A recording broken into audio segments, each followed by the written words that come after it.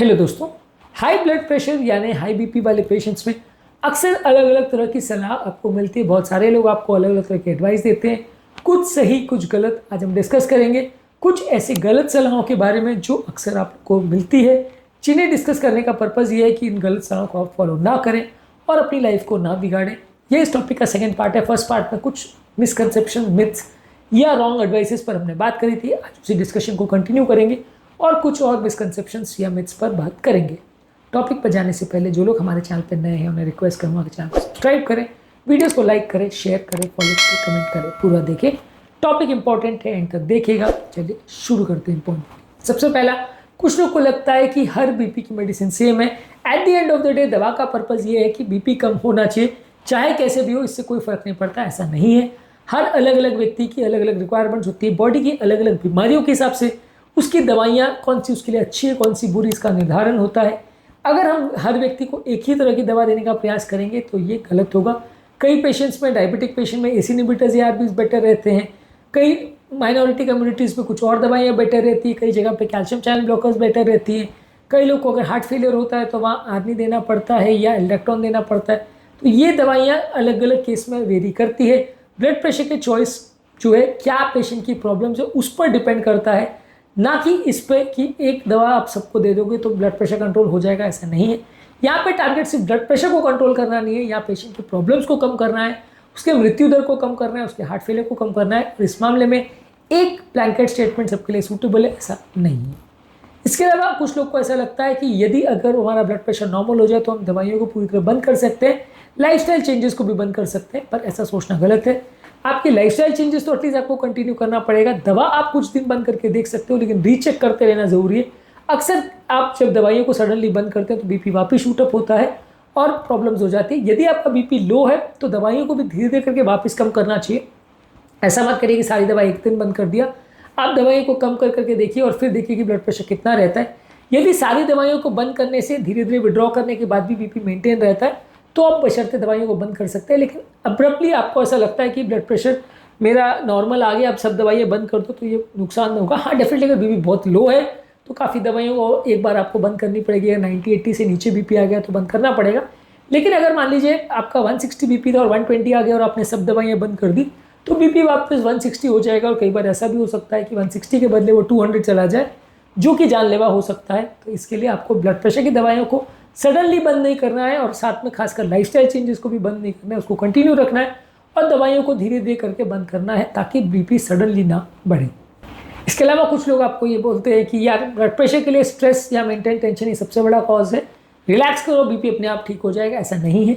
Stress definitely एक factor जरूर है जिस पर ब्लड प्रेशर डिपेंड करता है, लेकिन वो एक ही फैक्टर है और सारा बीपी उस पर ही डिपेंड करता है। ऐसा सोचना गलत है। अगर आप एक ही फैक्टर को कंट्रोल करके सोचते हो कि आपका बीपी कंट्रोल हो जाएगा तो गलत है।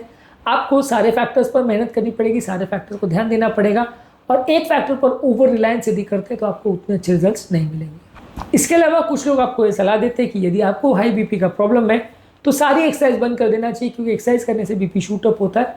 बहुत हाई इंटेंसिटी एक्सरसाइज या बहुत ओवर एग्रेसिव एक्सरसाइज करने से कभी कभार आपका ब्लड प्रेशर बढ़ सकता है, जो कि फायदे के बदले नुकसानदायक हो सकता है। लेकिन सारी एक्सरसाइज बंद नहीं करना है। एक्सरसाइज करने से आपका बॉडी वेट मेंटेन रहता है, बीपी, शुगर, कोलेस्ट्रॉल, सारी बीमारियों का कंट्रोल एक्सरसाइज से इंप्रूव होता है। एक्सरसाइज करने से बहुत सारे मेटाबॉलिक प्रॉब्लम्स कम होते हैं, इसलिए एक्सरसाइज करना जरूरी है। हाँ, उसको प्रॉपर्ली मैनेज और मेंटेन करना जरूरी है। हाइपरटेंशन वाले पेशेंट में एक्सरसाइज के क्या रूल्स होते हैं, इसको ऑलरेडी हमने अलग वीडियो में डिस्कस किया, इसको भी जरूर चेक कर लीजिएगा। इसके अलावा कुछ लोग को ऐसा लगता है कि ब्लड प्रेशर एक सीरियस प्रॉब्लम नहीं है, अगर आपने दवा ले ली तो बाकी सब भूल जाइए, आपको कोई दिक्कत नहीं आएगी।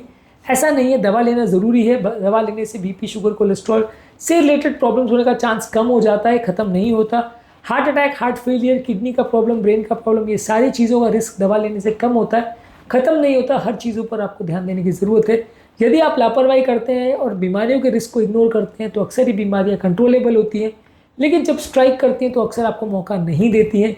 इसलिए इस बारे में सतर्कता रखना ज़रूरी है, उनको चेक करते रहना ज़रूरी है, नहीं तो प्रॉब्लम्स होने का अंदेशा बढ़ जाएगा।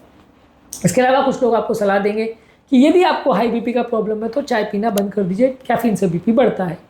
पर ओवर रेस्ट्रिक्टिव यदि आप किसी का डाइट को करने की कोशिश करोगे और चाय कॉफ़ी बिल्कुल बंद कर दोगे तो वो आपकी डाइट फॉलो नहीं करेगा। दिन भर में 1 से 2 कप चाय या कॉफ़ी पीते हैं, उसमें कैफीन अगर जाता भी है तो उतना फ़र्क नहीं पड़ेगा।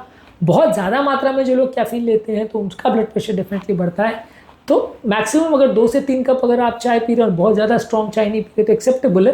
पर अगर आप 8, 10, 15 कप दिन भर में पीते हो तो डेफिनेटली उसको कट डाउन करना चाहिए, पर पूरी तरह से बंद करना एडवाइजेबल नहीं है, क्योंकि लोग उसको लंबे समय तक नहीं मानेंगे और फिर कई बार वो आपके साथ बाकी चीज़ों में भी कोऑपरेट नहीं करते हैं और बाकी सारी सलाह भी मानना बंद कर देते हैं। इसके अलावा कुछ लोग आपको बोलेंगे कि यदि आपको बीपी का प्रॉब्लम है तो शराब पीना पूरा बंद कर दीजिए। देखिए, शराब पीना बंद करने से डेफिनेटली फ़ायदा होगा और अगर आप कर सकते हो तो डेफिनेटली एक अच्छी एडवाइस है।